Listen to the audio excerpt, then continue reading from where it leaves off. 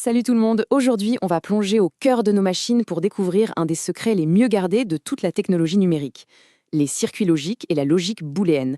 C'est un sujet qui est vraiment au centre du programme de NSI de première parce qu'il fait le lien parfait entre le matériel, l'architecture des ordis et la programmation qu'on fait tous les jours en Python.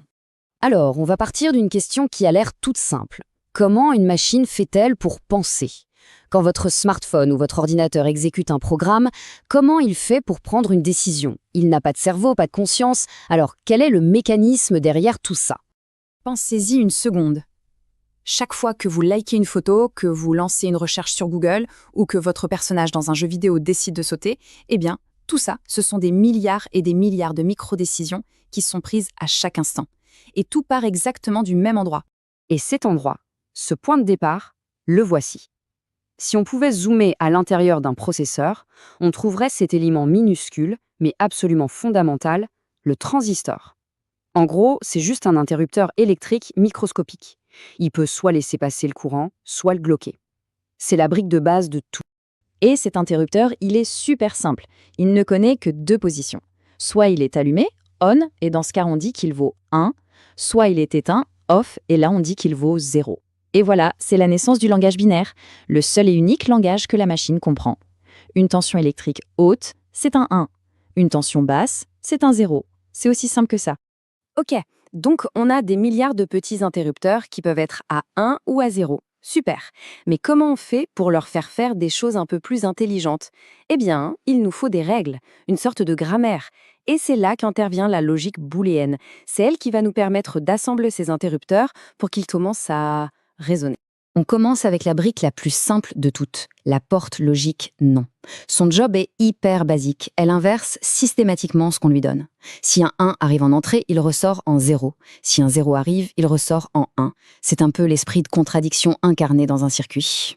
Ce qui est génial, c'est qu'on peut décrire son comportement de façon hyper rigoureuse. Regardez sa table de vérité, c'est la preuve mathématique de ce qu'elle fait. Si l'entrée, qu'on appelle P, est à 0, la sortie Q est à 1. Et si P est à 1, Q passe à 0. C'est limpide. Et cet outil, la table de vérité, c'est quelque chose que vous devez absolument maîtriser pour le bac. On monte un peu en complexité avec la porte ET. Elle est beaucoup plus exigeante. Pour que sa sortie passe à 1, il faut que son entrée A et son entrée B soient toutes les deux à 1. S'il y en a ne serait-ce qu'une seule à 0, la sortie reste à 0. C'est le videur super strict qui ne laisse personne passer s'il manque quelque chose. Et sa table de vérité le montre très clairement. Elle ne ment pas, regardez bien. P et Q à 0, sortie à 0. P à 0 et Q à 1, sortie toujours à 0. P à 1 et Q à 0, encore 0. Il n'y a qu'un seul et unique cas où la sortie s'allume, c'est quand P et Q sont tous les deux à 1. C'est vraiment tout ou vrai. Et maintenant, voici sa cousine beaucoup plus cool, la porte OU. Elle est bien plus souple. Pour que sa sortie passe à 1, il suffit qu'au moins une de ses entrées soit à 1. Soit l'entrée A, soit l'entrée B, soit les deux en même temps. Tant qu'il y a au moins un 1, elle est contente. Et la table de vérité le confirme. Si P est 0 et Q est 1, la sortie est 1. Si P est 1 et Q est 0, sortie 1. Et si les deux sont à 1, la sortie est aussi à 1. Le seul cas où on obtient 0, c'est quand les deux entrées sont à 0. Vous voyez la différence avec la porte ET? Le OU, on l'appelle inclusif. Et pour être encore plus précis dans notre logique, il existe une porte un peu spéciale, le OU exclusif, qu'on appelle XOR. L'analogie du restaurant est parfaite pour ça. C'est l'un ou l'autre. Mais attention, jamais les deux en même temps. C'est une condition qu'on retrouve dans énormément d'algorithmes.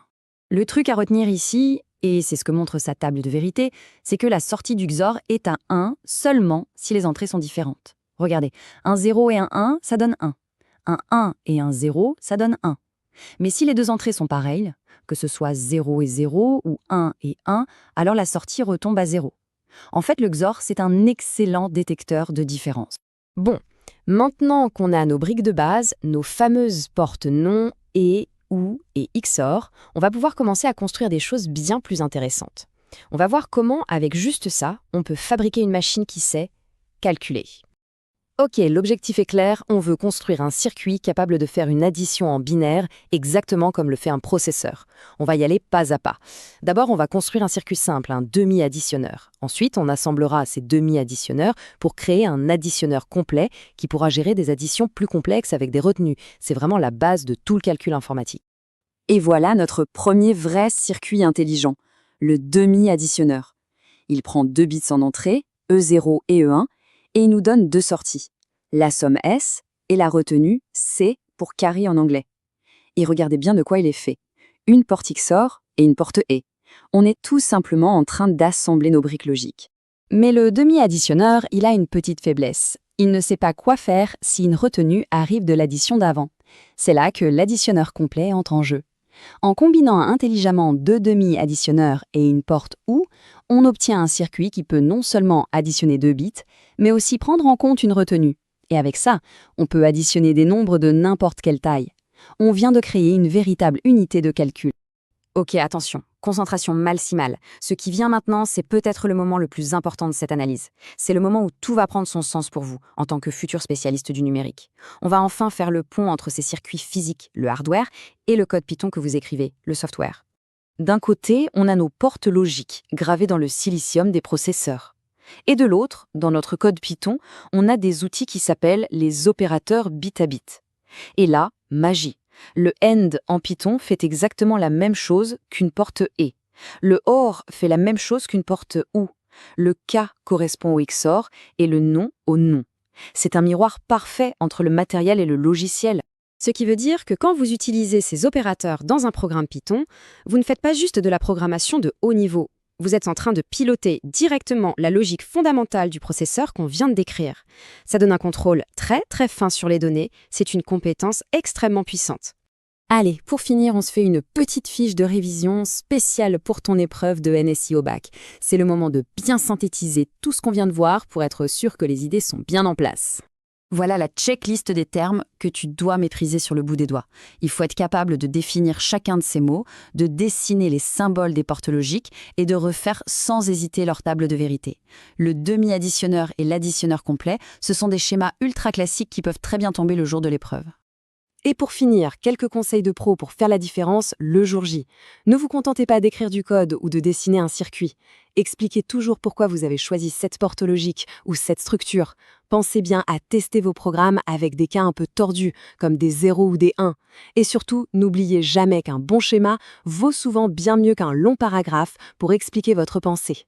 Et on va se quitter sur une question ouverte, un petit défi. On a vu ensemble comment construire un circuit qui fait des additions. Maintenant, à votre tour de réfléchir. En utilisant ces mêmes briques logiques, comment est-ce qu'on pourrait imaginer un circuit qui fait des soustractions? C'est une super question pour aller plus loin et vraiment appliquer tout ce qu'on vient d'apprendre. Allez, bon courage pour vos révisions.